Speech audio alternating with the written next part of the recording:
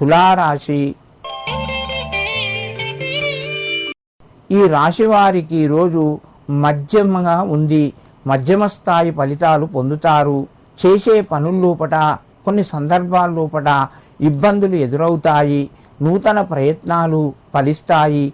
కొత్త అవకాశాలు మీ ముందుకు వస్తాయి. సమయానికి మంచి నిర్ణయాలు తీసుకుంటారు. ఖర్చులు కూడా పెరిగే అవకాశం ఉన్నది.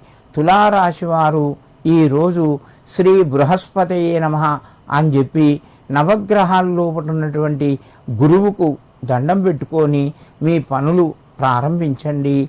మీకు మరింత శుభయోగం కలుగుతూ ఉంటుంది. వృశ్చిక రాశి. రాశి వారికి ఈరోజు మధ్యమ స్థాయిగా ఉన్నది. తొందరపడి మాట్లాడవద్దు. మనసు ఇబ్బంది పెట్టేటువంటి కొన్ని మాటలు మీరు వినవలసి వస్తుంది. జాగ్రత్తగా మాట్లాడండి. వ్యవహారాలను చక్కగా మీరు నిర్వహించండి.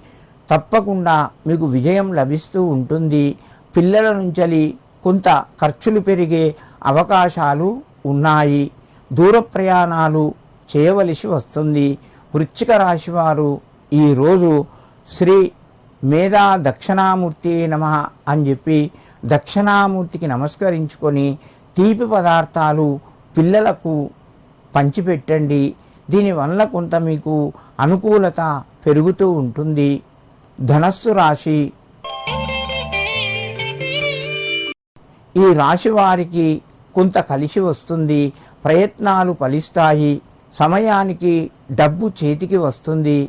ఖర్చులు కూడా పెరిగే అవకాశాలు ఉన్నాయి.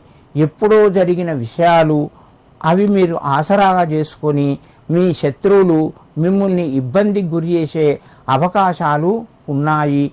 కాబట్టి జాగ్రత్తగా వ్యవహరించండి.